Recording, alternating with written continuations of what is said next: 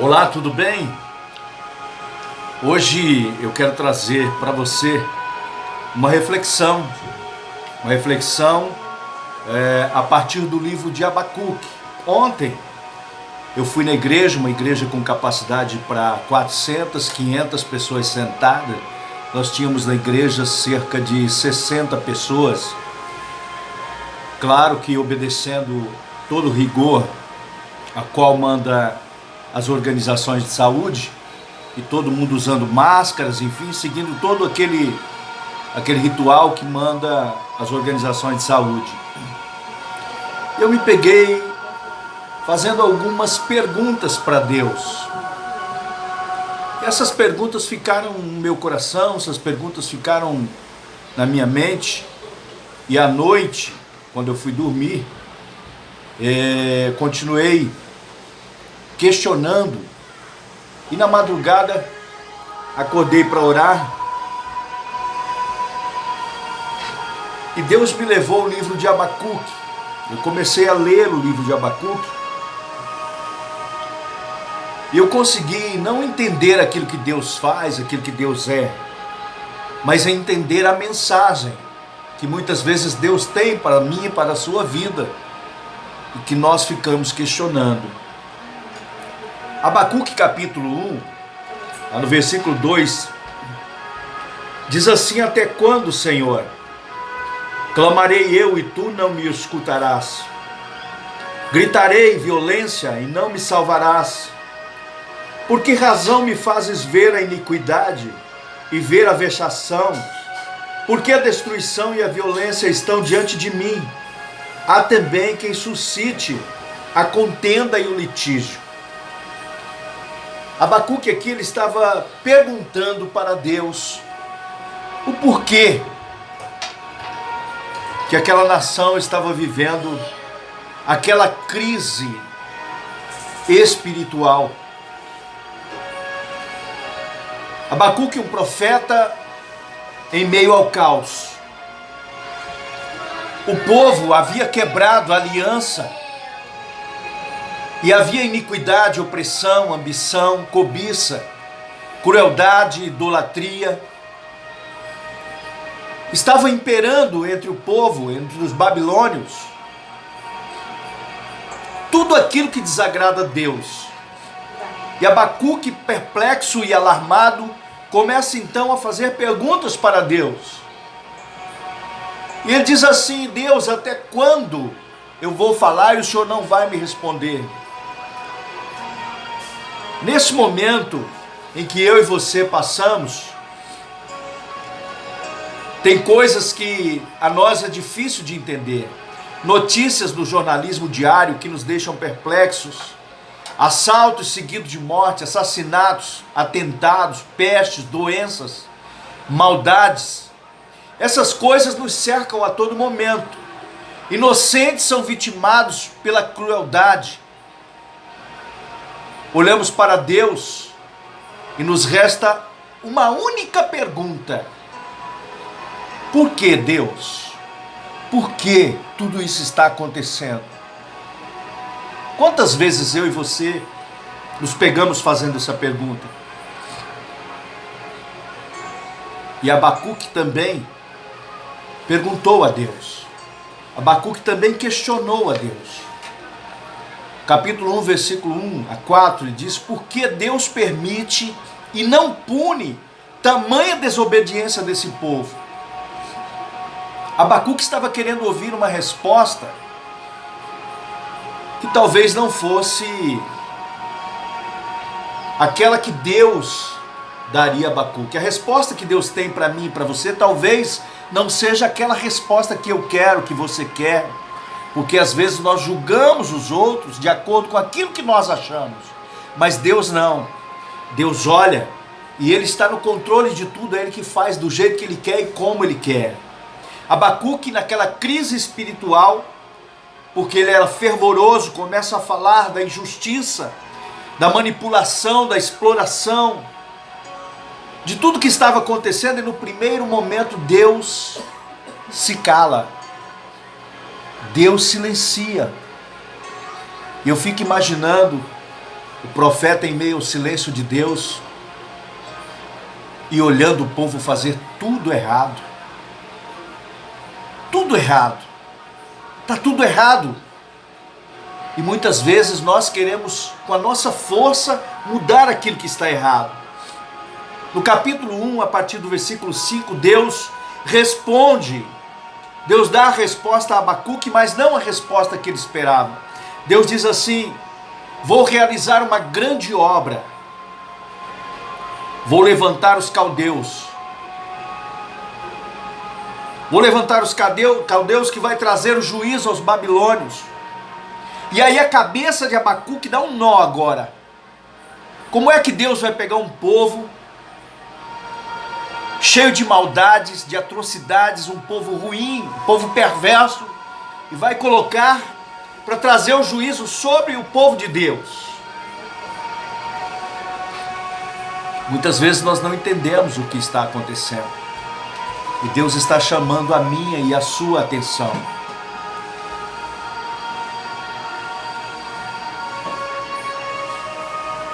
Abacuque pergunta até quando?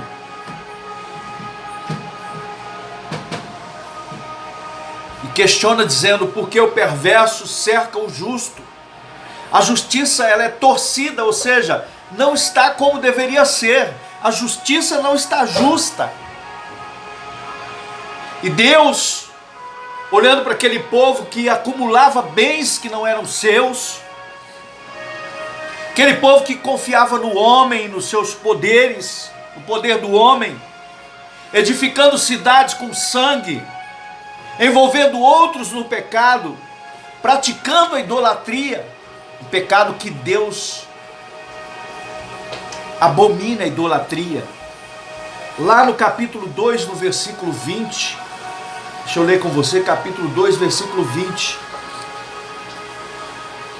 diz assim: mas o Senhor está no seu santo templo, cale-se diante dele toda a terra. Ao invés de ficar questionando, cale-se diante dele toda a terra.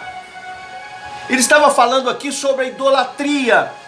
A partir do versículo 18 ele diz assim: que aproveitará a imagem de escultura que esculpiu o seu artífice, e a imagem de fundição que ensina a mentira, para que o artífice confia na obra fazendo ídolos mudos. Ai daquele que diz ao pau: acorda, e a pedra muda, desperta. Pode isso ensinar? Eis que está coberto de ouro e de prata, mas no meio dele não há espírito algum.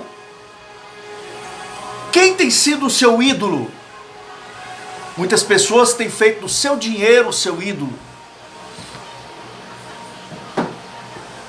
Muitas pessoas têm feito dos seus bens o seu ídolo. E aqui, esse povo estava adorando imagens de escultura, adorando imagens, madeira, imagem de fundição. E quando Abacuque começou a entender, não o que Deus ia fazer, o que Deus faz, mas a mensagem que Deus estava passando, Abacuque então faz uma oração. E a oração de Abacuque diz assim: ouvi, Senhor, a tua palavra e temi. Aviva, ó Senhor, a tua obra no meio dos anos. No meio dos anos a notifica. Na ira lembra-te da misericórdia. E ele segue com essa oração, que é um cântico. Interessante, quando ele entende o que Deus estava falando, quando ele entende que Deus julga conforme a sua justiça e não a minha e não a sua, e ele entendeu a mensagem a partir do versículo 16 do capítulo 3, ele diz assim, ó: ouvindo-o eu, o meu ventre se comoveu, a sua voz tremeram os meus lábios, entrou a podridão nos meus ossos e estremeci dentro de mim. Descanse eu no dia da angústia, quando ele vier contra o povo que nos destruirá. Ele estava dizendo assim: entendi, Senhor, a sua mensagem.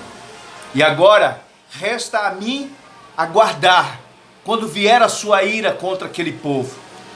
Ele estava dizendo assim, olha, no versículo 17: porquanto ainda que a figueira não floresça, nem haja fruto na vide, o produto da oliveira minta, e os campos não produzam mantimento, as ovelhas da malhada sejam arrebatadas, e nos currais não haja vacas. Todavia, eu me alegrarei no Senhor, exultarei no Deus da minha salvação. Ele estava dizendo: eu entendi a sua palavra. E ele diz: Jeová, o Senhor é a minha força, e fará os meus pés como da corça, e me fará andar sobre as minhas alturas. Se nós entendermos a mensagem que Deus quer passar, através de tudo que está acontecendo, e nós ficarmos quietinhos, apenas orando e pedindo, clamando: Deus, tem misericórdia no dia da sua ira, tem misericórdia no dia da sua ira, e buscar a face do Senhor, nós estaremos seguros. Nós costumamos louvar a Deus por dois motivos. O que é que motiva você a louvar a Deus? Nós louvamos a Deus na vitória. Depois que nós temos uma vitória, é festa, vamos louvar.